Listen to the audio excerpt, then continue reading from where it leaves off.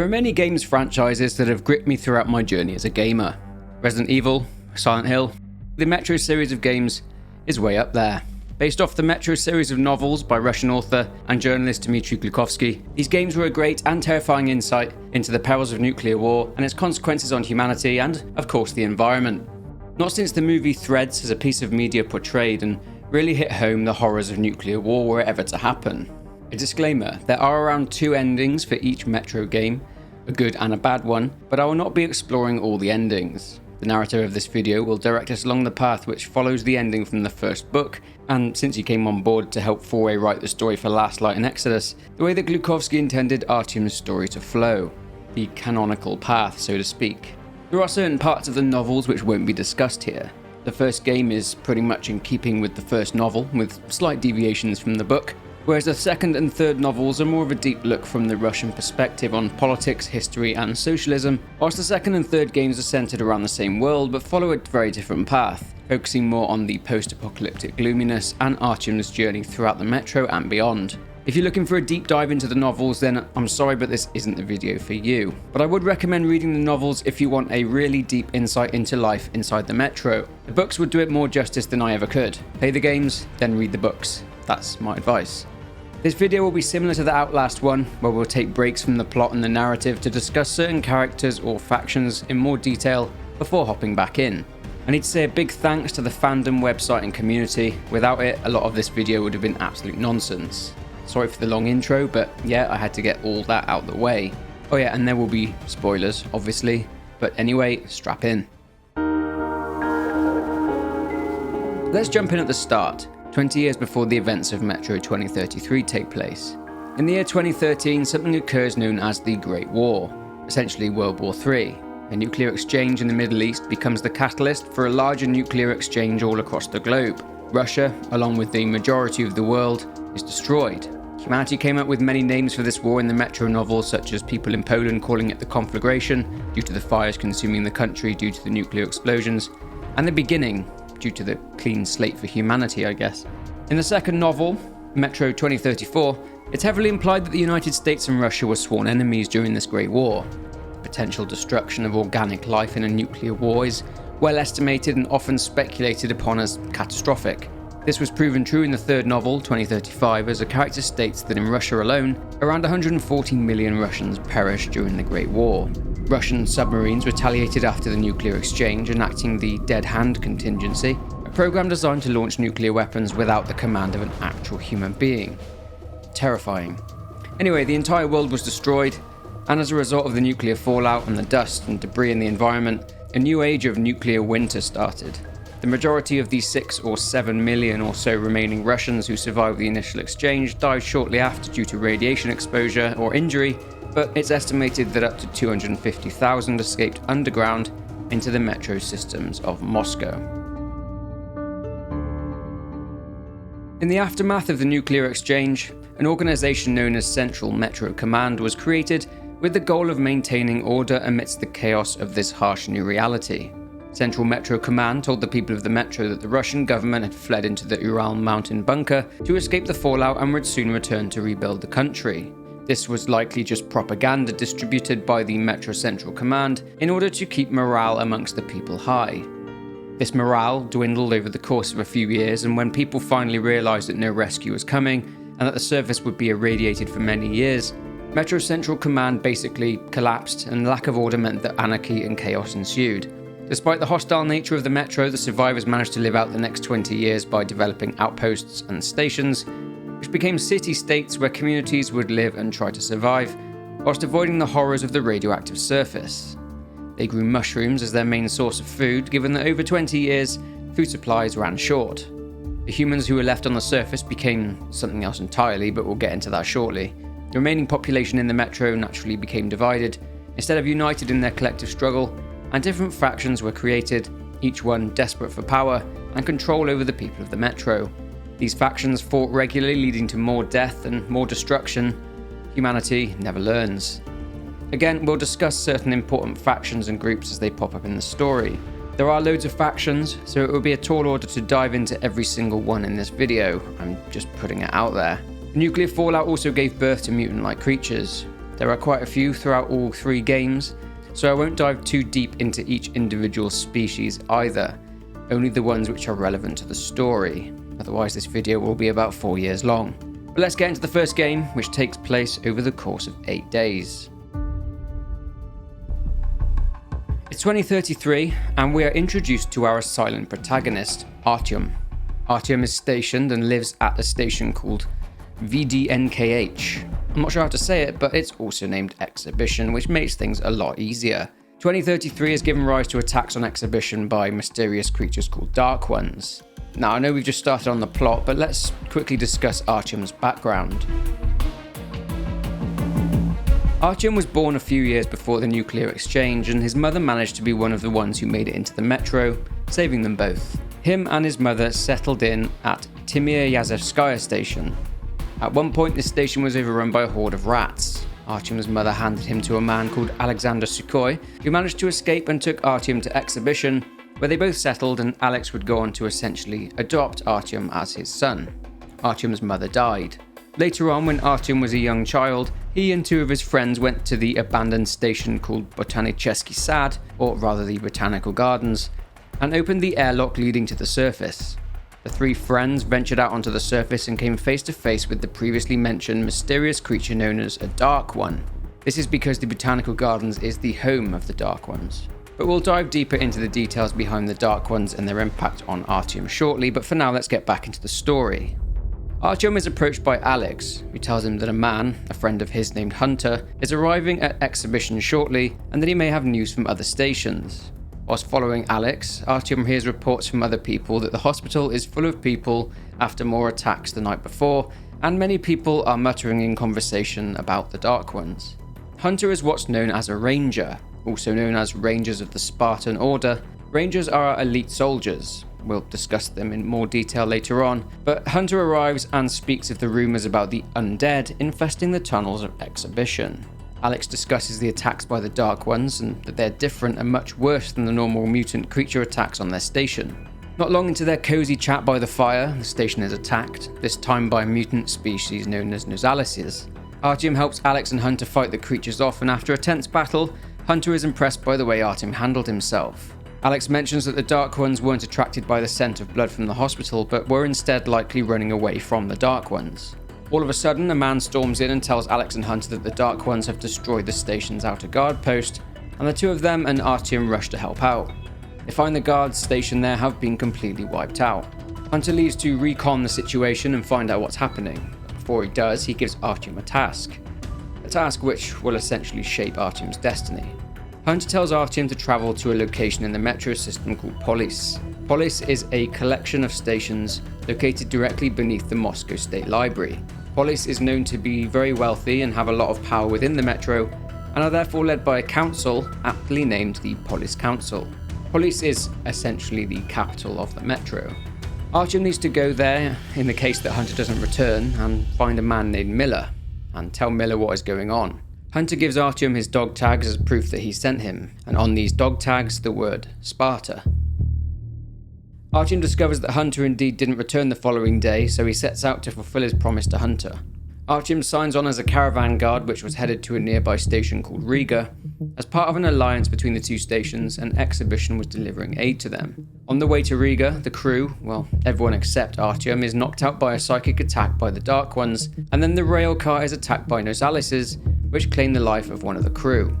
Nonetheless, the rail car and the remaining crew members make it to Riga. After resting and enjoying a drink, Artyom meets a man, a smuggler named Bourbon, who offers to take Artyom to Polis. After travelling through different stations and a rather eventful trip across the surface, they arrive at a place called Dry Station. Bourbon tries to sneak into the station but is caught and captured. These bandits seem to know him but don't seem to be very fond of him. Artyom sneaks through the station and finds Bourbon, but he is killed in a fight with the bandits' leader.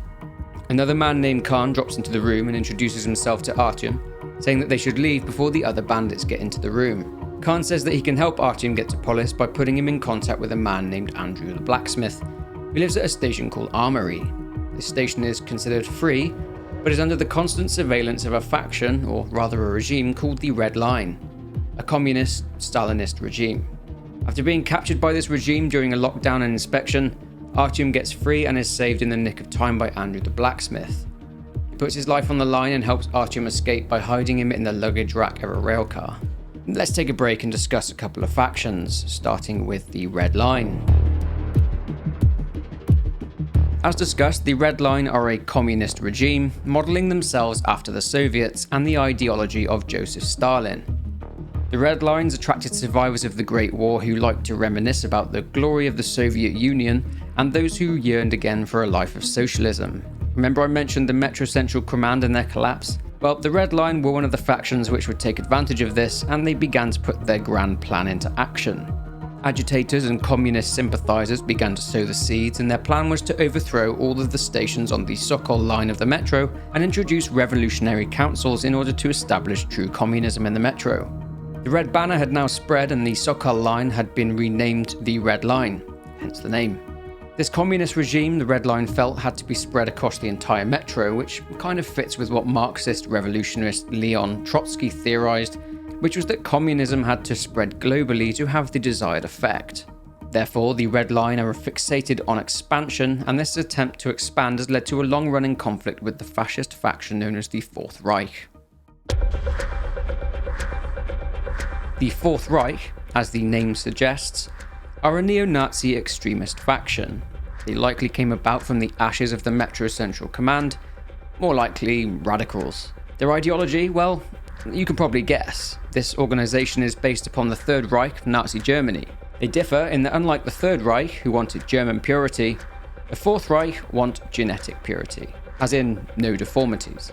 If someone was to be found with an oddly shaped skull, for example, they would either be executed or treated as a second-class citizen or an inferior race. These strict standards mean that some of the people who live under the control of the Reich want to leave and live under a more democratic society, so therefore become refugees. They serve under a Führer, classic, and the Nazis obey every command. If they don't, well, that means execution. I probably don't need to tell you who the Führer is modelled on. Anyway, these two factions are at war with one another, naturally, and this leads us nicely into the next part of the story. Artyom, still under the railcar, managed to fall off of it and ends up in the middle of a firefight between the Red Line and the Fourth Reich. He presses on through the firefight, but in the end is caught by some Nazis. The Nazis are about to execute Artyom, but he is saved by two rangers named Ullman and Pavel. Artyom shows the rangers Hunter's dog tag, and Ullman tells Pavel to take Artyom to Polis, and Ullman will meet them later on. Artyom and Pavel use a railcar they stole and try to get through the Nazi barricades by disguising themselves as Nazis. The Nazis see through this though, and they attack Pavel and Artyom, who have to fight to escape. They are attacked shortly afterwards, though, as they are attacked by Nosalises, and Pavel is killed. Artyom reaches a station called Hole Station, and after helping them repel attacks by mutants, he finds a boy there whose uncle was killed by a Nosalis. Artyom carries the boy on his shoulders and drops him off with other people from his settlement. After another voyage on the surface, Artyom ends up in a Nazi stronghold called Black Station. He makes his way through and eventually comes across Ullman. After delivering the bad news about Pavel, Ullman and Artyom set off for Polis. Artyom finally arrives at Polis and meets Colonel Miller, the leader of the Rangers, giving him Hunter's dog tag and delivers Hunter's report on the Dark Ones. He presents Artyom and Hunter's case to the Polis Council in the hope of obtaining support for a mission to help. Polis Council turned down the request of support because they don't have the resources to spare, and that they don't really trust the word of someone they don't know in Artyom. Miller shares Artyom's disappointment, and Miller tells Artyom that he'll assist him himself in saving Exhibition and the whole metro. He mentions a facility called D6. D6 is a bunker, or rather a facility, the location of which is a closely guarded secret. Considered to be a legend amongst the people living in the metro, D6 was designed to house conventional missiles and other weapons. It was also built to store biological weapons too. It was a storage place for military vehicles. D6 is actually a real-life secret Russian metro system, which was originally named Metro 2. It was built during the rule of Joseph Stalin, and eventually it was named D6 by the KGB. It has, or is at least said to have, a direct line to different government facilities, one of which being the Kremlin. Miller says that in order to find D6 and its location, and to achieve their plan of destroying the Dark Ones, they need to set out for the Moscow State Library, which contains an archive with documents regarding the location of this secret bunker. They meet up at the Moscow State Library. The ranger accompanying them, Danila, is injured by another type of mutant called the demon. Demons are aerial predators. Considered to be the apex predator of the surface, there are many different theories on the origins of these demons. One being that they derive from bats due to their general appearance, pointy ears, and echolocation. Another is that they derive from cats or dogs due to their hind legs and claws. Anyway, since Danila needs to be tended to, Miller stays with him and sends Artyom to find the documents. The Moscow State Library, however, is inhabited by a unique type of mutant. A type of mutant called a librarian. Miller taught Artyom that if you stand your ground and don't attack, they'll simply just walk away. Heeding this advice, Artyom eventually retrieves the documents and is picked up and taken to a ranger base called Sparta. He sees Khan, who seems to warn Artyom about the path he is heading on. Later on the journey to D6, Artyom has a vision of a Dark One. The Dark One, bizarrely, seems to indicate a message of peace. We should take a quick break and talk about Khan, seeing as he's very mysterious but seems to be playing a big role in the narrative. Khan actually has a much more involved role in the games than he does in the books. Artyom at one point in the novels describes himself as feeling uncomfortable around Khan. Shortly after meeting Artyom, Khan guided our protagonist through what seemed to be haunted tunnels. The Dark Ones used positive imagery such as children playing in the form of hallucinations to show their peaceful intent to Artyom. Khan told Artyom about the singing pipes, and Khan also appeared to chant prayers which allowed the pair to pass safely through the haunted tunnels. Khan then told Artyom to forget what he just saw him do. Very strange indeed. One specific tunnel contained the ghosts of men who perished while guarding a barricade. Khan was actually the sole surviving member of this group. He believes in the fact that the Dark Ones have a right to exist in this world and is against the destruction of them, which makes people such as Miller and his order see Khan as kinda strange. But let's get back into the story again.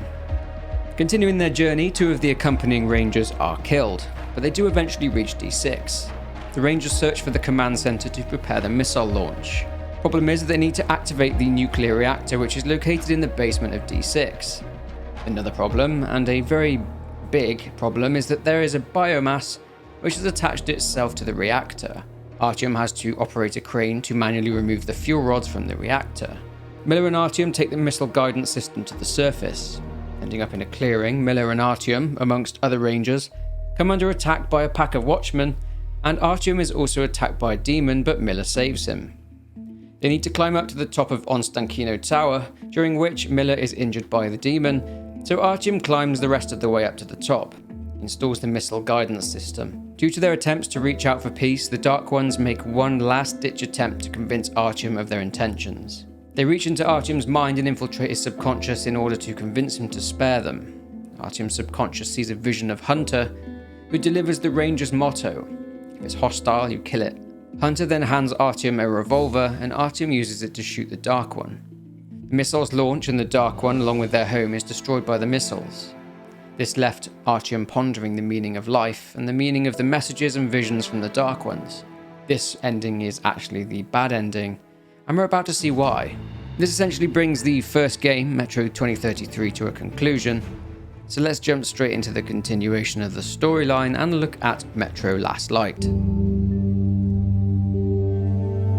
So now we get into the part where the books and the games diverge a little.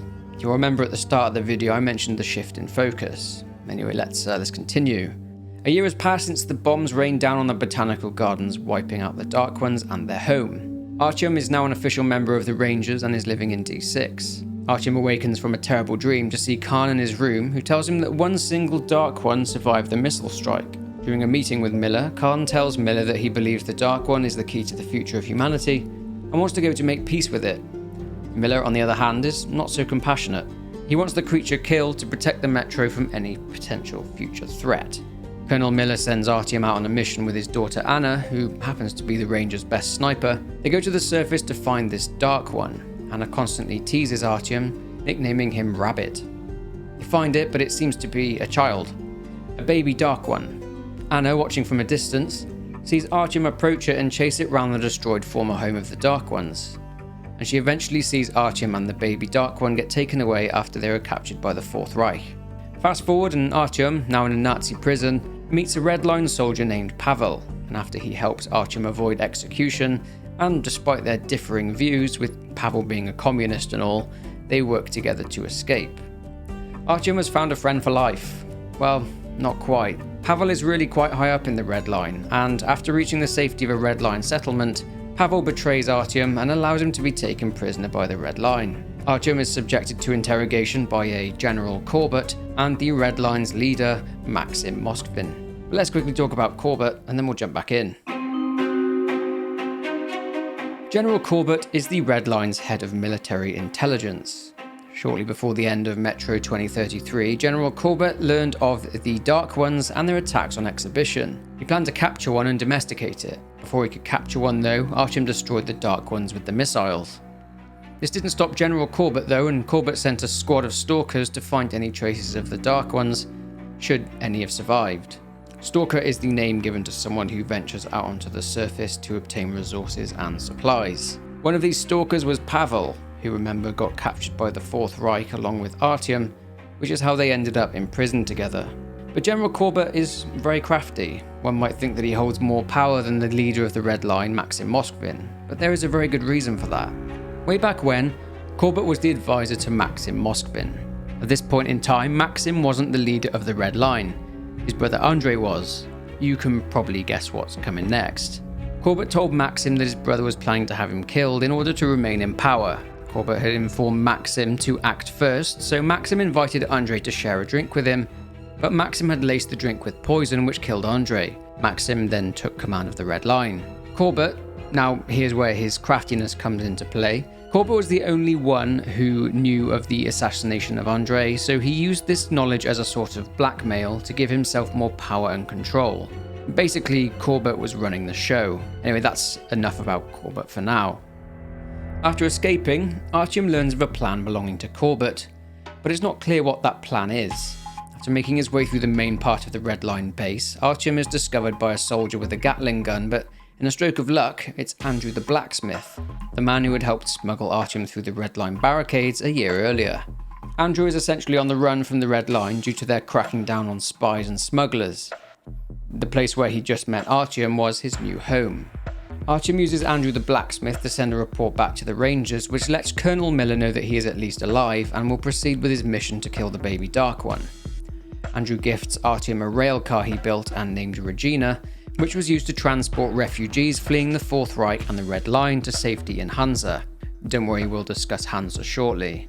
After leaving for a station called Tretikovskaya, known as Venice, and battling through spider bugs and travelling through Red Line checkpoints, Artyom finally manages to find a ride to Venice with the help of a local fisherman. They too get attacked, this time by mutant shrimps. Just about surviving this, they arrive in Venice. Artyom overhears a conversation about there being gangsters in Venice and hears them referred to as Red Guests. Artyom tracks down these Red Guests and comes across Pavel.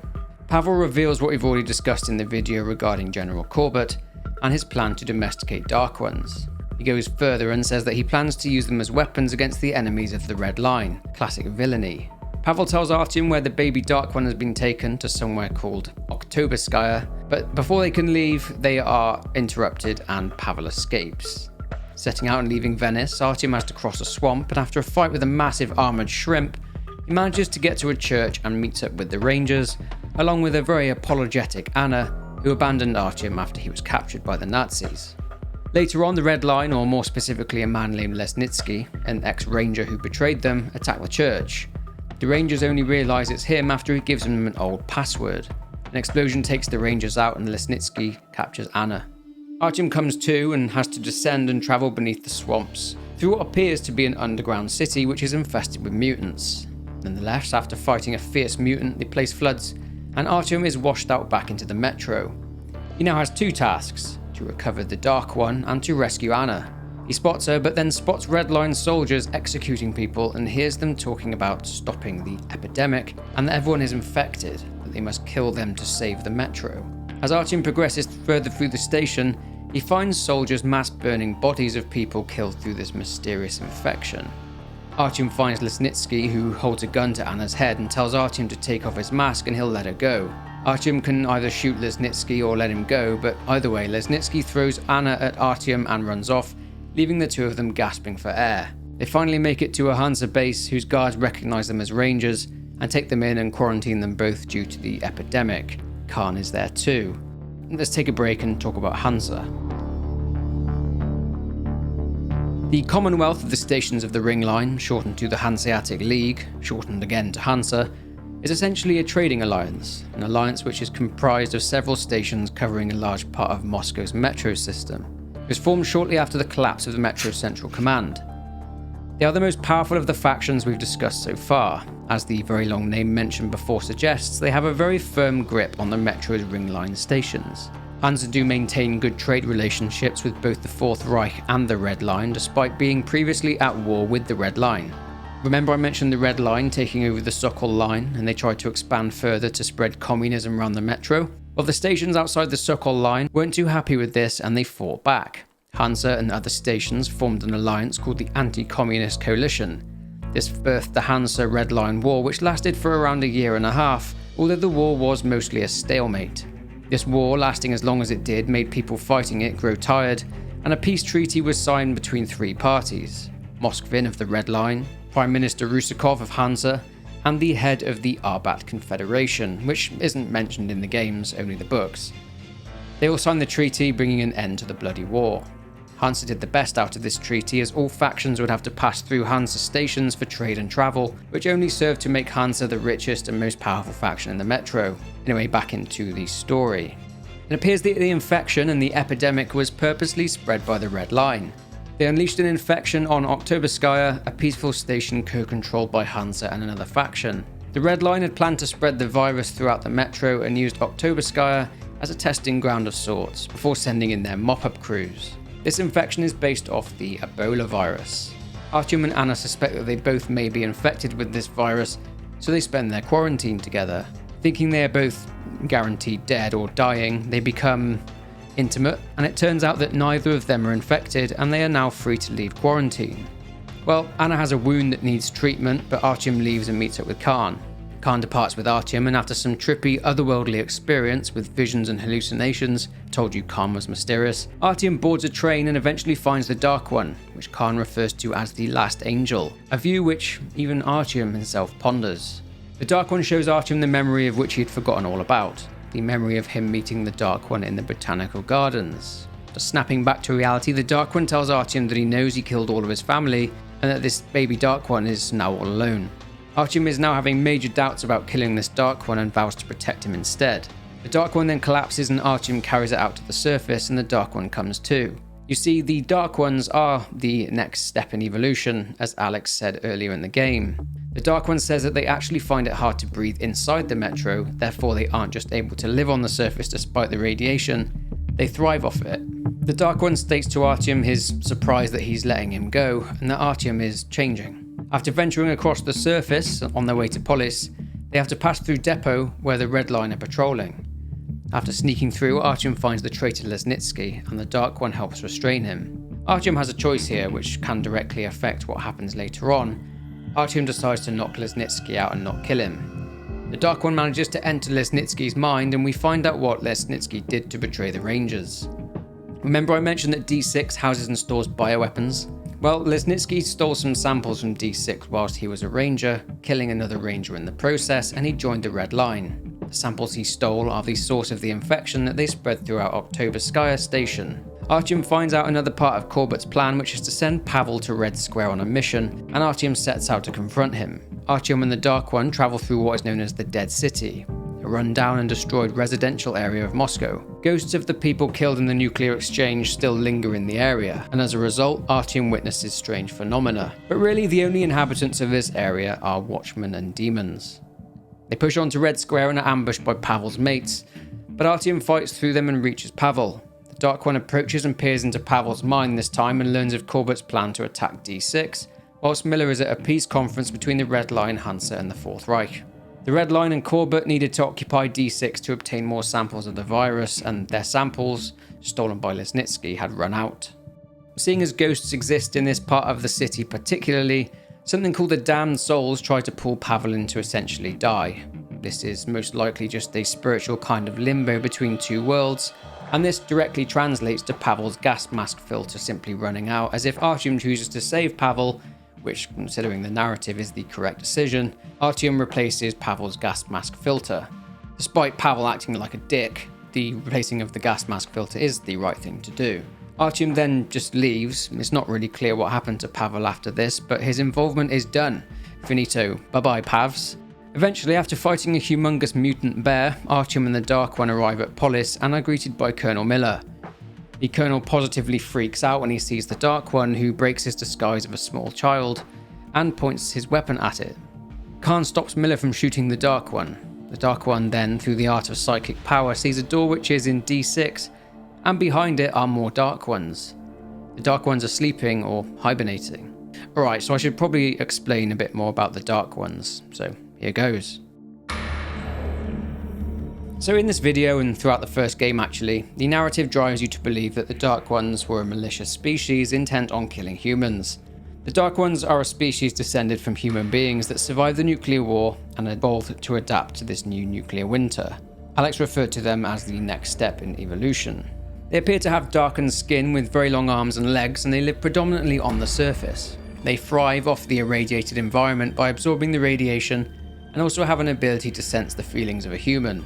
To their eyes, hostile and aggressive humans appear to glow red, scared humans blue, unsure humans yellow like Miller here, and friendly humans as green like Khan. They can't speak but can communicate via their psychic abilities. As we found out at the end of 2033, the Dark Ones only wanted peace and to communicate with humans. They used their psychic abilities in order to try to achieve this, but humans saw this as a sign of hostility and attacked the Dark Ones. The fear of the Dark Ones as a new mutant threat then spread throughout the metro. The Dark Ones would try to walk towards Exhibition Station, but the guards would become scared and fire upon them. How did they even get into the metro in the first place? Well, remember a young Artyom and his friends opened up the hermetic door in their adventure to the surface? And remember that I mentioned that Artyom had an encounter with the Dark One? The Dark Ones entered into the metro through the now open door. I mean, this also led to other mutant creatures entering into the metro too, but this led to the Dark Ones viewing Artyom as their chosen one. Their chosen one in terms of being the one to unite humanity and the Dark Ones together. They are hibernating inside D6. But why and how?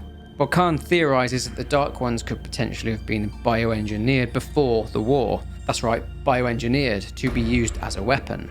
But the Dark Ones ended up being non-violent beings, so therefore the experiment failed. This could in effect make sense. There are already samples of deadly bioweapons and viruses stored in D6, so why not? Anyway, let's continue. The Dark One says that he must wake his people up and be with them, or he'll be alone forever, but they really need to get to D6. Back in reality again, Miller says that he'll take them to D6 to open the door if the Dark One helps them at Polis in the peace conference. And help them he does. At the peace conference, Moskvin is there calling for peace. Khan shouts out and calls him a liar, and the Dark One does his thing. He delves into the mind of Moskvin, tricking him into confessing to his crime of the murder of his brother in front of the entire peace conference. He also confesses to the plan regarding the assault on D6 in order to obtain the virus samples. The people call for him to call the attack off, but Moskvin just walks away. Miller insists that he will not surrender D6 to the Red Line. This is the start of the battle for D6. The Rangers prepare to fight and the Red Line try to punch through the barricade. The Rangers are winning and hold firm, but Korbut has an ace up his sleeve. A huge, heavily armoured train which he uses to smash through the Rangers' defences, completely obliterating the Rangers. Miller loses his legs and Artyom is severely wounded. The Rangers have a failsafe, which is a self-destruct sequence which will be detonated should they lose control of the bunker. Korbut turns up to execute the Rangers and Artyom goes to activate the self-destruct sequence. Now what happens next is very important. The two endings come into play here. If Artyom didn't forgive any of his enemies such as Lesnitsky or Pavel and killed them, the Dark One would take note of this and figure that human beings aren't really even capable of forgiveness and they would just let them kill each other off. But if Artyom forgave his enemies and didn't kill them, then this happens.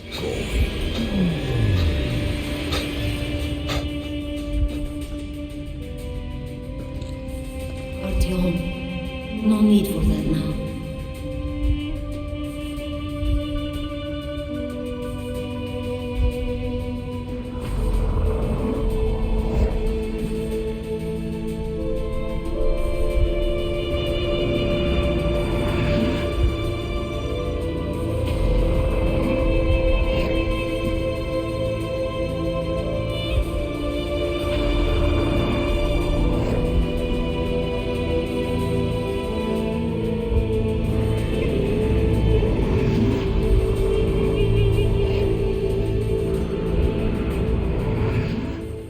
So at the end of the game, it's revealed that Colonel Miller, who lost his legs, is now in a wheelchair, but is in charge of the guards in Polis.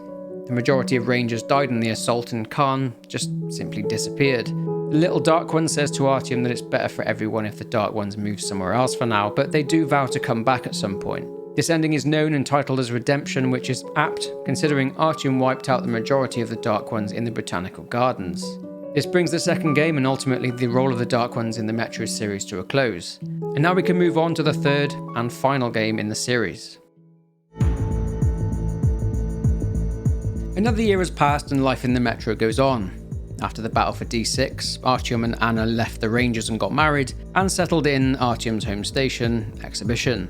Artyom, however, is restless. He believes that there must still be other surviving people outside of Moscow. There can't be nothing there. As a result, Artyom keeps travelling up to the surface to use a radio in the hope that he'll hear survivors on it, but he frequently hears absolutely nothing. Artyom keeps getting irradiated due to his dream of finding other people out there, and due to these excursions, he keeps needing blood transfusions. Artyom's luck nearly runs out when, on the way home to Exhibition after yet another excursion to the surface, he is attacked by a group of watchmen. He is nearly killed, but is eventually saved by some Spartans, Rangers, members of the Order. He is in bad shape, and the Rangers take him to the infirmary where he later wakes up, after yet another blood transfusion. The doctor scolds him, saying that people keep donating their clean blood to him, but he keeps on bringing it back irradiated, and that is just simply not fair. Colonel Miller, who is based in Polis, who now has a new set of legs created by Andrew the blacksmith, makes the journey to Exhibition to give Artyom a piece of his mind, and that in order to try and make Artyom give up on his fruitless task, he'll transfer them to Polis so that they can train the new recruits there. Artyom leaves the infirmary and joins up with Spartans Duke, Damir, Alyosha, Sam, Anna, Miller, Stepan, Tokarev, and Idiot. 1 week later, Artyom and Anna are on the surface. She wants to go with him to show him that there's really nothing out there. After hearing absolutely sod all on the radio again, they decide to head back. To get back, they need to travel through a restricted zone which was patrolled by Hanza. Whilst there, they see a fully functional train travelling through Moscow. They are lured into a truck by Hanza soldiers and discover that the outside world is very much alive. There are survivors, as 2 people came into Moscow looking for relatives. The soldiers prepare to execute the 2 people, but Artyom intervenes and is shot and falls into a ravine filled with dead bodies. Artyom survives thanks to Hunter's dog tag stopping the bullet, and manages to infiltrate the nearby Hanza outpost and comes across a man named Yermak, who was a train engineer before the war, and the operator of the train that Artyom and Anna saw on the surface. He reveals that Anna is there in the outpost, and after rescuing her, they enter a room which changes everything. They learn of something called the shield system. After the console is shot, voices start to come through the system, and lights appear to now show up on a map. This guy states that this means they are now at war. He elaborates and states that they set up a radio jammer so that people in Moscow couldn't hear anything from outside, and no one outside Moscow could hear them. They were essentially dead to the world. This was put in place so that enemies would think that everyone in Moscow was dead, and therefore Moscow wouldn't suffer any more nukes being dropped on it. Turns out that people are still alive all over the world. Artyom, Anna, and Yermak devise a plan to steal the Hanza train, and all goes well until they are knocked out and they are captured again by Hanza soldiers. In turn, the Hanza soldiers surrender when the Spartan Rangers turn up.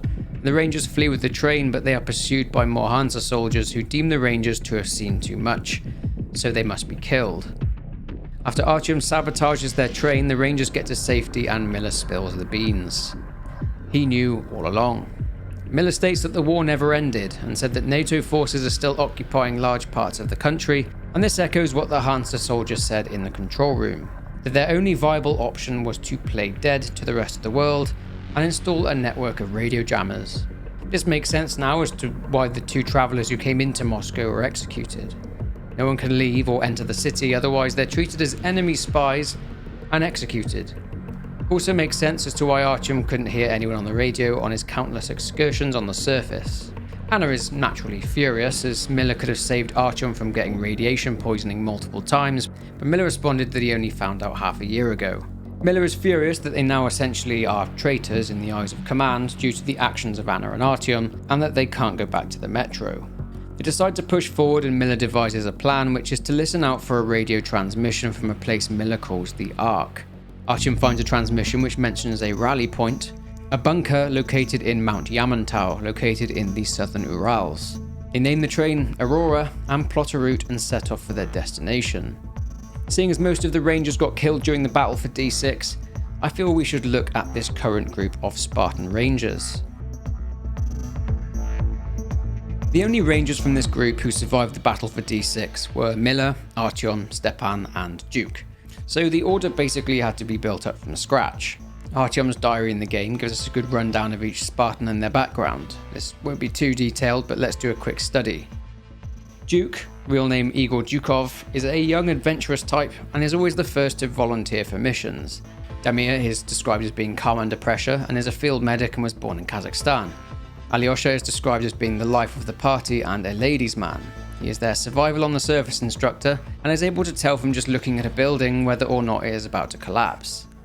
Sam is an American, and by far my favourite character, a former US Marine and a security guard at the US Embassy in Moscow when the nuclear exchange happened. Sam just so happened to be in the metro at the time the bombs fell. That didn't necessarily mean that Sam was safe though. Due to him being an American and one of the enemy, some Russian survivors tried to lynch him, but he was saved by Miller, who convinced him to join the order. He would eventually become Miller's personal bodyguard. Now Sam would have been involved in the battle for D6, but he was wounded before the battle and was actually in the infirmary and unable to fight. Due to Miller losing his legs in the battle, Sam felt even more responsible to protect him and even took it upon himself to push Miller's wheelchair until he got his prosthetic legs. Even then, he wouldn't leave Miller's side. Anna, well, she's Anna. Due to her being a sniper, she wasn't needed in the battle for D6 as it was more close quarters combat instead, and also being that she's Miller's daughter, she stayed behind. Stepan is a heavy weapon specialist. Artyom describes him as being completely fearless and strong. Tokarev is the weapons expert and he makes Artyom a custom gun called the Tihar. He also designed a lot of the equipment used by the Order. Idiot became Miller's right-hand man after the battle for D6. He is second in command. If Miller was ever to retire or leave the Order, then Idiot would assume command. Then there's Miller, and we'll get to him later on. Around 770 kilometers later, the Aurora is running along the Volga. The Volga is the largest river in Europe, which flows all the way through central Russia to southern Russia and into one of the many mouths of the Caspian Sea. The Aurora smashes through a roadblock which Miller, in his paranoia, assumes to be that of NATO forces. It's not, as Artyom is about to find out.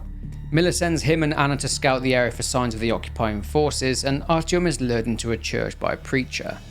This preacher, named Salantius, leads a cult called the Church of the Water Tsar. Essentially, Salantius' cult, who call themselves the Church of the Water Tsar, are a bunch of crazy technophobes. They believe the downfall of civilization came about through the advances in technology. I mean, they're not wrong, technically. Throughout the Metro games, Artyom encounters anomalies, orbs of electrical energy. Salantius told his followers that the only way to stop these harmful orbs was to stop using technology altogether. Salantius is described as charismatic and knows how to manipulate people. It's even more likely, though, that Salantius doesn't even believe in his own religion.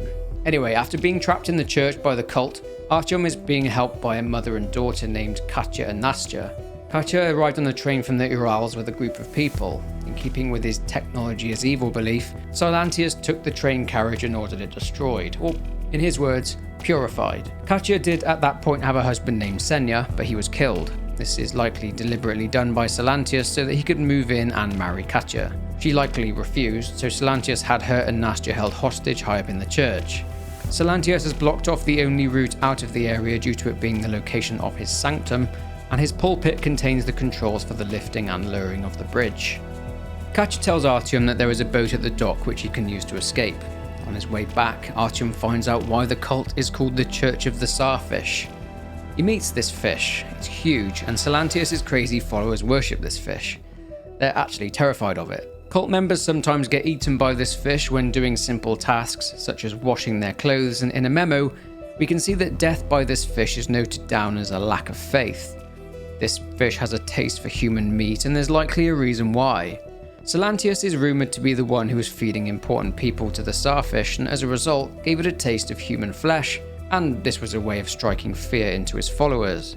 Anyway, after Artyom is knocked out of the boat and into the water, he is helped by Duke, who is annoyed at his lack of action and all the cool missions that Artyom gets. A rescue mission is conducted for Katya and Nastya, And whilst with the Aurora crew, they inform them of an engineer called Crest, who is stationed at a nearby crane. After encountering a new type of mutant called humanimals, Artyom reaches Crest, and Crest agrees to join their crew. Now, whilst Artyom is heading back to the Aurora, he finds that Anna has fallen down into a hole in an old munitions bunker. She was out looking for occupying forces and saw an American flag above the bunker, so investigated. She got knocked out by a gas inside the bunker, and lo and behold, no occupying forces are inside.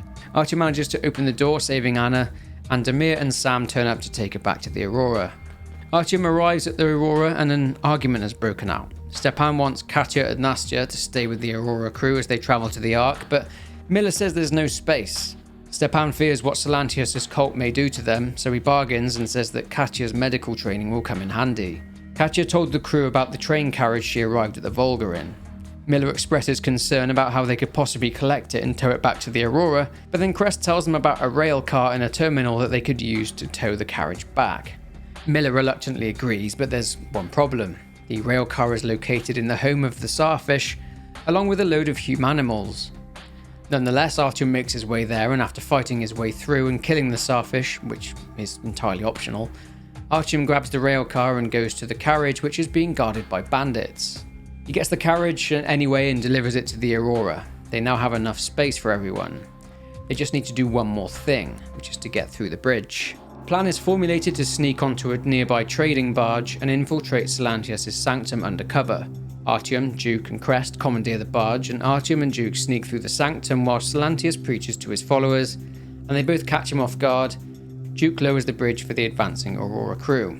Now, one or two things happen here depending on how Artyom treated people whilst in the Volga. If Artyom killed Silantius' followers and was just a general asshole, then Silantius' followers will be alerted and Duke will be shot trying to escape. If Artyom was not hostile to Silantius' followers, then Silantius will let them both go. Following the best outcome, Duke and Artyom jump safely to the train, and the Aurora continues on to Mount Yamantau. Around 300 kilometers away from Silantius and his cult, Artyom goes to the bridge to speak with Miller. He mentions that he spoke to the Ark and recorded the conversation, and this is how that went. Ark, come in. Come in, Ark. Over. This is Ark. Identify yourself. Over. This is Colonel Svetoslav Myelnikov speaking. I'm in command of a special operations force. We have received your signal and are currently heading your way. Do you copy? Over. Yes. Hear you loud and clear. Who am I talking to? How do I address you? Deputy Chief of Communications Department, Major Ivanov. A moment. Oh, yes, Major. I understand that the checkup is in order. Great, Colonel. Melnikov? Simply capable. I am sorry for the lack of trust, but, as you know, the situation is dire and the enemy is always ready to strike. I do understand, Major, and I hope that you can tell the leadership that my people are true to their duty and will be at their full disposal as soon as we arrive. Over. Thank you for the great news. How large is your force, Colonel? I have a squad of the best operatives the Special Forces have to offer. A squad? I see. Well, this is great. Great! Yes, we aren't a large force, but we bring a message of extreme importance. We are heading towards you from Sector K6 Alpha. Do you have any data on enemy forces we might encounter on the way? Over. Just a moment, I have to check. K6, Alpha, you say, as far as I can see, there have been no enemy encounters reported in the area, Colonel. I regret. I must end our conversation here, but know that we are waiting for your arrival. I am making my report immediately, and I am sure the Minister of Defense will be eager to see you. This is a great honor. Thank you. Just a few words more, though. What is the general situation there, Major? Please. Colonel, sir, you do understand this is classified information. But I do understand you. We are doing fine. Do not worry.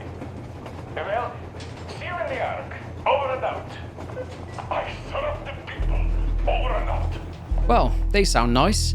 Another 1,500 kilometers later, the Aurora finally reaches Mount Yamantau. Due to the high radiation in the area, though, being the location a nuclear bomb fell, Miller, Anna, Sam, Idiot, Crest, and Artyom split from the Aurora and take the railcar to the entrance of the bunker. There are vehicles everywhere. Miller comments that many people must be living inside the bunker. Crest expresses his unease with the place and says they should leave. Sam echoes this sentiment as he comments on the lack of guards and gun placements. They enter and Sam, Idiot, and Crest stay with the railcar, whilst Miller, Artyom, and Anna go into the bunker via an elevator. Miller gets ready to address the Minister of Defense, but it's not what he thinks. This entire bunker is inhabited by cannibals.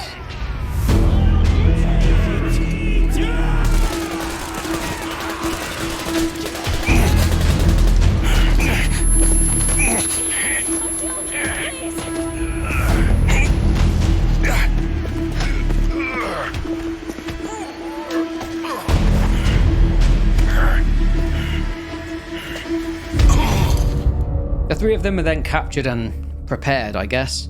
They're spoken to a man referred to as the Doctor. Miller demands to know where the government are, and the Doctor replies that they are the government they deserve. The Doctor takes Anna away, but shortly afterwards, Sam and Idiot turn up and take down some of the cannibals and free Miller and Artyom. Miller tasks Sam and Artyom to find Anna, but to split up, and Idiot and Miller will head to the command center. Artyom finds Anna, and as he frees her, the Doctor tries to tell her something, but before he can say it, Anna kills him. They depart, fight their way out, and eventually escape the bunker via the railcar. What on earth happened in that bunker? In order to find out what happened at the bunker, we need to have a look at the diary entries Artyom finds in there. The Ark was originally a government shelter for the Russian government in the event of a nuclear attack. However, after the bombs fell, the government never even arrived. The only people who were left in the bunker were a couple of thousand construction workers, along with a few officers and a doctor. As you can see here, the construction of the bunker wasn't even finished. The crew had missed the milestone. They missed out on a bonus as a result, but they didn't care. The world had turned to ash. They got to survive and live in a state-of-the-art bunker. However, after a year, the food supplies soon began to run out, and eventually the residents of the bunker became starving, so much so that they eventually resorted to cannibalism. After the communication antennas became broken during the bombings, they fixed them and then started to lure survivors to the bunker. Survivors began arriving at the bunker, but eventually one person arrived with a brain disease. This is likely Kuru disease. This note states here that a human came into the bunker, but the doctor, this guy, said that the person they ate had, according to this note, privons. This is actually meant to say prions, an infectious protein which is found in contaminated brain tissue. This, when consumed, made the residents of the bunker go crazy for a meat of a certain kind. Over time, hundreds of people would turn up at the bunker looking for refuge, but instead ended up on some crazy person's plate. Rough. Back to the story. With Miller's pride damaged due to there actually being no trace of any occupying forces inside Russia, and his backup plan to exonerate his squad shot to hell, the crew decide on their next move. Their options are to go back to Moscow as traitors, go and live in the Volga despite the tension with Silantius and his cult, or to push on and find a new place to live. Idiot, contrary to his name, learns of a satellite communications center on the Caspian Sea, where they can find maps and potentially, as a result, find a new place to settle, with these maps giving them an idea of the radiation levels around the country. They decide on that being their destination, and they set off. After arriving in Kazakhstan, the home country of Damir, the Aurora needs fuel, badly. Despite that, they have reached their destination. Unfortunately, the crew aren't in much better shape, and due to the intense desert heat, most of the crew are suffering heat stroke and severe dehydration. Whilst they were entering into the area, they were spotted by a local gang who appear to own a vehicle. Artyom and Damir are tasked with tracking said individual down, and Artyom, after investigating a nearby building, which incidentally is inhabited by the same humanimals as in the Volga, he is attacked by a gang member named Saul. After choosing not to kill him, crucial for a good ending, Artyom takes his vehicle. Miller gets into contact with Artyom and tells him that his assistance is needed at the lighthouse, where a local woman named Jewel has offered to assist the rangers. Artyom helps her clear all the attacking thugs belonging to a gang called the Munai-Bailer. I guess we should talk about the Munai-Bailer in more detail. The Munai-Bailer are a gang led by the merciless Baron. They are a 700-strong group of raiders who are mostly made up of former soldiers and oil workers who worked for the Svarog Oil Company. The latter is relevant because the oil workers were able to take control of and secure large quantities of oil from the oil rig, which also serves as their main base of operations. It's likely that the Baron was a former oil worker too. Now, he would use this oil to control the locals and turn all of Jewel's people into slaves, creating a religion as a means to control, calling it the Holy Flame. They wanted to make her a slave too, but she resisted and fought back. Some locals and slaves have been brainwashed into loyal devotion towards their masters, even attacking Artyom and alerting their masters to his presence while infiltrating. The Munai-Bailer roughly translates as the oil-rich people, which I guess is kind of fitting. Jewel says to Miller that the facility they're looking for is long abandoned, but she knows where it is, as her mother worked there, and she went there years earlier to try and find out what happened to her mother, but found nothing. They head into the bunker, and Jewel asks a favour, to see if Artyom can find out what happened to her mother whilst he's looking for the maps. The tunnel is infested with an old enemy, spider bugs, lots of them. Artyom battles through them and eventually finds not only the maps, but Jewel's mother, and he takes a photo of her and her family back to Jewel. Thank you, Artyom. Damir joins the party and tells Artyom that he will find out more about the Munai-Bailer. After heading back to base, Artyom talks to Miller, who says that the Munai-Bailer hold all of the drinking water in the area and that they need it to help the Rangers get back to full health again. Miller says that he's contacted the Baron, but his terms were unacceptable, as he wanted them to deliver Jewel in exchange for the water. Miller refused, so naturally a mission is launched to steal it from the thugs. Damir awaits Artyom near a place called Oasis, a slave camp where the water truck is located. They travel through an underground city which is swarming with humanimals, but eventually Artyom manages to infiltrate the Oasis without alert, and they escape with the truck. Artyom falls asleep and wakes to find the Aurora crew under attack by the Baron's men. After taking them out, they begin to pump the water out of the truck and prepare for their final mission, to get fuel and to steal a train car full of the stuff. Artyom and Damir find the train car with the fuel, but the gate is locked so they can't get out. They need to storm the fortress. The Baron knows that they are there and invites Artyom up to speak with him. Jewel is already there and has planted explosives around the rig, and after confronting the Baron and after Anna kills him from a sniping position, Jewel says that with the Baron dead, her people have hope. Now, again, one of two things happen here. One, Damir, seeing as these are his people, will stay behind with Jewel to help them take back the Caspian from the Munai-Bailer. Two, Damir, on the other hand, if Artyom took the time to free the slaves from captivity and didn't kill any of them, Damir will stay with the crew. Considering the best outcome is Damir staying with the crew, they'd zipline down to meet with Anna, and the Aurora has enough fuel and enough water for everyone. Much later on, 1,500 kilometers away from the dry heat and the sands of the Caspian Sea, the Aurora heads east in their search for somewhere to settle. Artyom speaks with Anna in regard to the cough she has had since leaving the Volga, but she says that with clean air, it should clear up soon. But it's a beautiful day for a wedding on the train, and Stepan, who earlier proposed, marries Katya. In the midst of these celebrations though, Anna starts coughing up blood and collapses. She comes to, and remember she killed the doctor in Yamantau before he could say anything? The doctor in the bunker had to check her out before they ate her because, safety first. He was reminding her of the state of her lungs. He told her that her lungs were collapsing. This was from the time she fell down into the munitions dump and breathed in the toxic gas. The crew racks their brains trying to think about how to help and save Anna. On the bridge, Katya, with her medical knowledge, and Miller speculate on what it could be.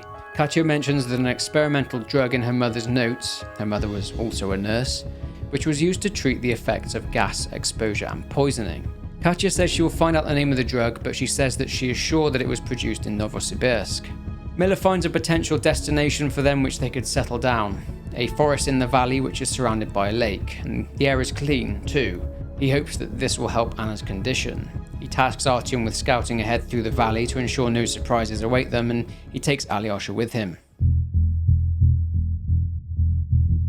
Whilst riding the railcar through the valley and taking in the breathtaking scenery, the two scouts report back to the Aurora and tell them that the track around the valley isn't strong enough to support the train. All of a sudden, a rock slide takes out the track and the railcar is knocked into the water. Artyom is being dragged away by the strong current, and to survive he has to ditch his backpack and all his weapons.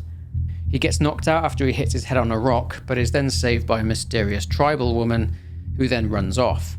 Artyom's goal is to meet up with Alyosha further up the valley after he was captured by the locals. Artyom finds a dirty crossbow which, after meeting some locals who appear to be acting like pirates, seems to be the chosen weapon in the forest. These locals are known as the Children of the Forest. Located in the Taiga is a scout camp and a school. This forest area was bustling with children at the moment the war began. Their scout leader, who they went on to call their teacher, taught them the survival skills they needed in order to survive their new reality. This included things such as repelling mutant attacks and repelling bandit attacks. The teacher taught the children to only fight back in self-defense, but after one particular attack by bandits, some of the children decided they needed to make a change, and they became divided and split into two tribes. The pirates, who Artyom has already met, and the pioneers, with both tribes interpreting the teachings of, well, their teacher differently. Much like modern-day religions, who split into denominations based on their interpretations of the same teachings of said religion, that kind of thing. Therefore, the pioneers are more peaceful, choosing only to attack bandits, but they will defend their territory with force if they need to.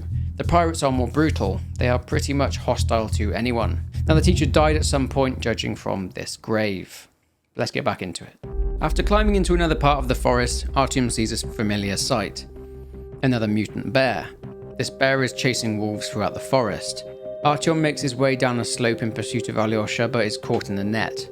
Two pioneers and two pirates argue about what to do with Artyom and his gear, but whilst they argue, Artyom comes face to face with the bear. This bear is referred to by the locals as the Master of the Forest. During this argument, the bear attacks the group, who throw Molotovs at it, which seem to be effective against the thick fur of the bear. Artyom gets free and follows the trail up to a wounded pirate who happens to have Artyom's backpack, and Artyom has his gear back. Whilst making his way through a camp, Artyom learns that Alyosha was captured and is awaiting a trial of sorts.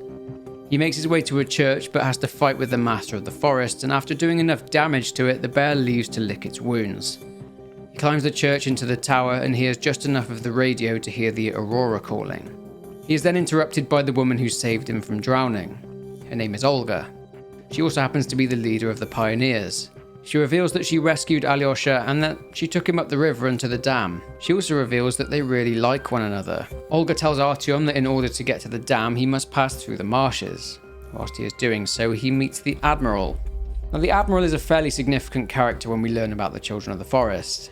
The leader of the pirates is a man named Roman, and the Admiral served as his right-hand man. That was until they had a falling out over how to deal with the constant mutant attacks. The Admiral wanted the pirates to move to the nearby sawmill, but due to the radiation levels, the group objected and the Admiral was outvoted.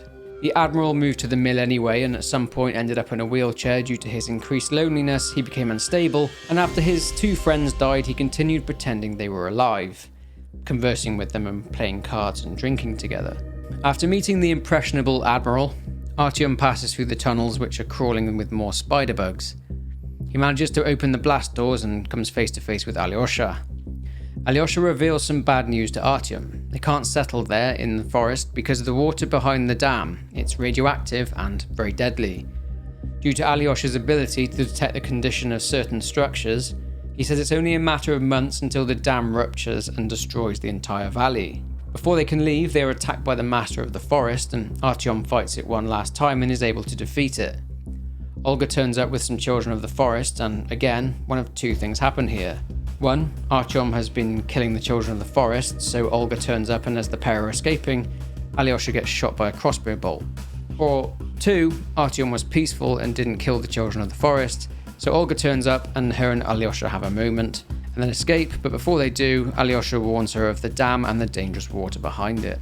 Considering the good outcome, Artyom and Alyosha make it to the Aurora as it speeds past them and they climb aboard.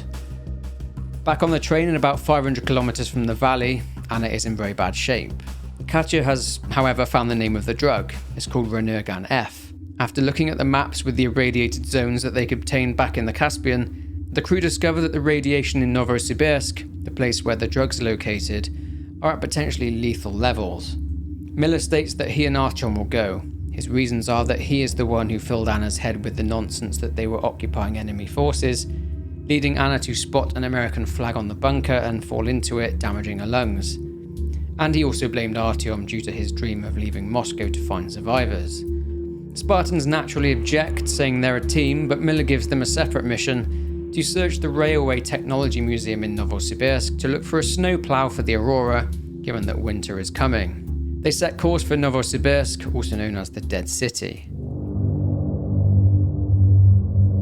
Using the van from the Caspian, Miller and Artyom set out on their journey through the dangerously irradiated streets of the Dead City. They search for the Akademgorodok, which roughly translates as Academy Town, and houses laboratories in which they could potentially find the drug to save Anna's life. The radiation on the surface becomes too much, and with the route blocked, they are forced underground, back into the setting in which it all began, into the metro. Miller is kind of excited. He says it's just like back home and that they are in their element. They hear more mutants and are attacked by an old foe, Nosalis. Inside the metro and moving deeper into it, they find out why this place is called the Dead City. Execution pits, below a banner which reads OSCOM. Miller deduces that these bodies are only around a year old. Due to this, there may still be survivors. They don't find much to go on, or much hope, as there are corpses everywhere. This is an execution, a massacre. Further down the line, they find a young boy who runs off. They chase him and finally catch up with him. He introduces his name as Private Kirill Khlebnikov. The kid mentions that he is with OSCOM, the name from the banner, and assumed Miller and Artyom were there to kill him, so he ran. On their way to meet Kirill's commanding officer, he mentions that there is no green stuff left, before they are attacked by more mutants. After the fight, Kirill opens the gate and they arrive at his base. Kirill states that his father is out on a mission and has been gone for a month, and that there's nobody else left. He states that him and his father have been living alone in the station for just under a year, and that they have apparently survived due to the green stuff mentioned before. Kirill said that his father left to go to the SATCOM center to retrieve impact maps, which would detail where the safe areas are, so they could leave and settle somewhere cleaner and safer. Miller contacts the Aurora and tells them that he will go to the SATCOM center for the maps, and Artyom will go to the institute instead and look for the medicine. Kirill tells them that they can't go outside with anti-rads medicine, which is the green stuff, which he and his father were going to use in order to leave the city. Artyom takes his green stuff and leaves for the institute. Now this is where the Colonel and Artyom go their separate ways, leading us into the Two Colonels DLC. Whilst Artyom is out doing his thing, Colonel Miller sits down with Kirill and asks him about what happened a year before. Kirill tells Miller about the role of his father, Colonel Slava Khlebnikov. Khlebnikov was part of the OSCOM unit, a Russian military unit which was responsible for keeping order inside the metro system of Novosibirsk. On New Year's Eve in 2034, Khlebnikov is working in a flooded part of the metro, burning away a strange but destructive slime with a flamethrower, along with the worms accompanying the slime. After this, he returns to his home station called Krasny Prospect, where the countdown to the new year is beginning. Khlebnikov goes to see his commanding officer, Lieutenant General Vinogradov, we'll call him Tolya, who shows him maps from the SATCOM center showing radiation levels. Problem is that these are only local maps and they need ones for the wider area, so it gives Khlebnikov a mission to go and retrieve said maps. Now, this is a top secret mission, but Tolya is forced to admit that due to the supplies of green stuff running out, they're forced to carry out confiscations of the green stuff from people who are stockpiling it. This is so that they can hand it out to people, as there is a planned evacuation to find somewhere safer to live, and that everyone can get a dose and therefore stay safe. Khlebnikov says that people would actually just be willing to give up their green stuff if they knew what the end goal was, but Tolya says that that's not his decision. Khlebnikov gets his New Year's gift, a 1 month supply of green stuff. He meets up with his son Kirill and they count in the new year, and then the lights go out. A great start to the new year.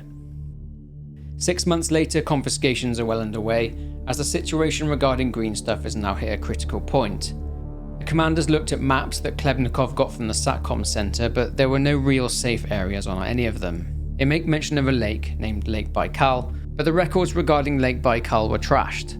Unrest is brewing and the cracks are beginning to show in this fragile community. Khlebnikov attends a meeting with Tolya, who tells him that all the leaders will be evacuated first. Khlebnikov is shocked by this, as he disagrees with splitting people into sorts and caring for the important people first. Soldiers grab Khlebnikov and direct him to a man named Petrovich, a friend of Khlebnikov. He has been stockpiling green stuff for his granddaughter, and now command has found out and want to seize it all. Khlebnikov is forced to conduct the search. They find some and confiscate it, and here Khlebnikov has a choice. He can call off the search, knowingly allowing Petrovich to keep his remaining excess, or he can continue the search, taking it all. Now the latter has a very dark outcome and is honestly horrible, so it's more in keeping with Khlebnikov's character to stop the search. Khlebnikov returns home and finds Kirill pretty mad. He's down about living in the station and wants to leave, as he saw an innocent man being beaten over green stuff. Months later, everything has kicked off, big time. There's a full-on revolt, and rioting citizens are attacking Sibirskaya station, and Khlebnikov, due to his job and being part of Oscom, is forced to defend the station. Oscom are losing badly, and Khlebnikov is almost executed, but he is saved by some Oscom soldiers. All of a sudden, a poisonous gas is unleashed on the station, and then the door is closed, locking everyone in with the gas. Khlebnikov managed to get out before the door closed, and another soldier got out too. This soldier climbs the escalator and reaches the top, but is executed. He's executed by Tolya, who says to the Oscom top brass that the pawns have been dealt with. In a fit of rage, Khlebnikov attacks Tolya after realizing that he released the gas. Tolya tells Khlebnikov that there was only ever enough green stuff for the leaders, and that the civilians were never going to be evacuated. Tolya receives a call that absolutely destroys him. The train has just left without him and his son is dead. Tolya in response orders his soldiers to intercept the train and blow it up in revenge, and then he kills himself. Khlebnikov collapses and then is rescued by Kirill, and they are now the sole survivors of the metro. This is why the entire Novosibirsk metro is a gravesite. Anyway, let's find out how Artyom is getting on. We'll explore the rest of Khlebnikov's journey shortly. Artyom reaches the Institute, but on the way has to deal with Nosalises, giant worms, and a new enemy, mutants known as Blind Ones, which are basically gorillas without eyes. These Blind Ones have telepathic abilities though, and are pretty creepy in the way that they whisper to Artyom.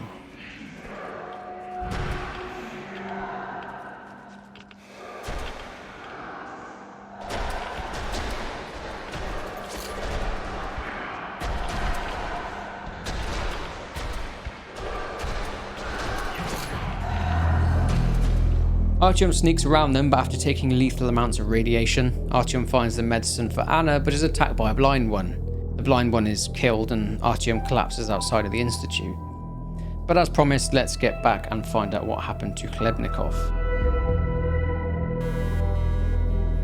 1 month before the Aurora crew arrived in Novosibirsk, Khlebnikov arrived at the SAPCOM bunker to find the maps for Lake Baikal in the hope that he and Kirill can move there. He has 1 dose of green stuff, should he need it, given that the rads down there are pretty high. He battles with Nosalises and eventually a Blind One, but he makes it to his destination and struggling with radiation poisoning, Khlebnikov spots a deceased stalker with the maps, just before he injects himself with his green stuff. He holds off on injecting himself for now, allowing him time to escape. He has to sneak around a Blind One and sneaks underneath a door. He decides that now is the time to inject himself, but just as he's about to do so, he is grabbed by a Blind One. The door comes down and severs the arm of the Blind One. But the unthinkable has happened. His green stuff was knocked out of his hand and smashed on the ground. It's game over for Khlebnikov. Khlebnikov then dies clutching the maps. 1 month later, Miller enters the bunker and finds Khlebnikov sat there still clutching the maps. He thanks the colonel and leaves, suffering from high radiation sickness himself. He uses Khlebnikov's truck and finds Artyom collapsed outside the Institute. He picks him up and gives him his dose of green stuff, sacrificing himself in the process. Artyom comes to and drives Miller and Kirill to the Aurora, and the Rangers run out to save Artyom. Miller has sadly died due to high radiation levels and having given his green stuff to Artyom. But I hadn't forgotten about Miller, so let's discuss Colonel Miller. Before the bombs fell, Colonel Svyatoslav Konstantinovich Melnikov, or simply Miller, was a part of the GRU. The full name for the GRU is the Main Directorate of the General Staff of the Armed Forces of the Russian Federation. Pretty long name. The GRU controls the military intelligence service and houses its own special forces units. The GRU reports not to the Russian government directly, but to the Ministry of Defense, which is why Miller seeks out the Ministry of Defense when they end up inside the Yamantau bunker. Miller was married to an unnamed woman, and at some point they conceived a child, Anna. Through Artyom's conversations with Anna, we learn that Miller struggled with the high stress of a soldier's life and as a result would arrive home and reach for the bottle. This led his wife to become an alcoholic too, and as a result, Anna was neglected by her father. Not long after, Anna's mother had simply had enough and drank some poison, killing herself. This prompted the colonel to quit drinking for good and devote his attention to his daughter, and he became very protective of her. He then became the head of the Rangers of the Order, the Spartans, and he would personally train every single one of them. Due to Miller's, let's say, connection to the military and the government, and his obvious trust in government, he truly believed that there were enemy forces occupying large parts of Russia. His paranoia, in turn, worried the ex-US Marine Spartan Sam. Sam thought that the colonel didn't trust him anymore due to him being an American. But who was feeding Miller all this information? Remember the Metro Central Command that formed shortly after the nukes fell? Well, they scurried off to Metro 2. They are the organization that watch from the shadows, manipulating, controlling. The Red Line, the Reich, Hanza, the Police Council, they are all pieces on a chessboard. This organization is the Grand Master, and the chessboard is the entire metro system of Moscow. The factions are controlled behind the scenes by the Invisible Watchers. They directly contacted Miller 6 months before the events of Metro Exodus, and told him about the radio jammers, the shield system, and swore him to secrecy. Basically, if he talks, he dies. And that is why Miller knew that they couldn't go back to the Metro, as they will certainly be killed. The Watchers filled Miller's head with the notion that NATO forces were occupying large parts of the country, and if word got out about Moscow having survivors, they would be nuked again. They also told Miller that the government had made it to Yamantau and were giving them orders. All this, of course, is total bollocks. There were no NATO forces at all, and there was no government. It was a plot for control over the Metro. Fear of the occupiers. Anyway, back to the story, let's wrap this thing up. So here is where the good ending comes into play. Artyom, being on the brink of death, needs blood transfusions, and lots of them. If Artyom didn't act like a civilized human being throughout the journey and his actions resulted in the loss of his comrades, then there wouldn't be enough Spartans, or rather blood, to save him. By the way, Artyom's blood type meant that he could receive all types of blood. One by one, his fellow Spartans give their blood to Artyom, who floats between life and death. He sees Miller in a vision telling them to go to Lake Baikal where the air is clean and where they can settle down. Miller requests to be buried at Lake Baikal, and his desire for Artyom to lead the order now that he's gone. Anna has been saved by the serum they got from the Institute. Artyom recovers, and in line with Miller's wish, they bury his body out at Lake Baikal. They give Miller a Spartan send-off, and Artyom's words as the game ends state that the order was created to keep people safe, that Lake Baikal is too big for them. He hints that their job isn't done, that they need to find out who are behind the Invisible Watchers and stop them, and release their hold over the Metro. The game then ends. So there are things which happen afterwards. Sam, the ex-US Marine, leaves the Spartans and heads to Vladivostok, where he hopes to be able to make his way home to San Diego. This is a DLC called Sam's Story, in which Sam finds a crew with a submarine capable of sailing back to America. There is of course conflict along the way as the submarine was stolen from his captain and taken over. This submarine has nukes. There is a good and bad ending to this, but the good ending is that Sam blows up the submarine with the nukes on it and has to find a different way home. The bad ending is that Sam takes the sub home, but the commander of the submarine now has nukes and could use them to threaten the US with. Conundrum indeed. But that's it for this mammoth video. I worked hard on this one, so please take the time to leave a like on it if you enjoyed it. And if you watched this far, you're a trooper. Considering subscribing if you aren't already, but for now, take care and I'll see you in the next one.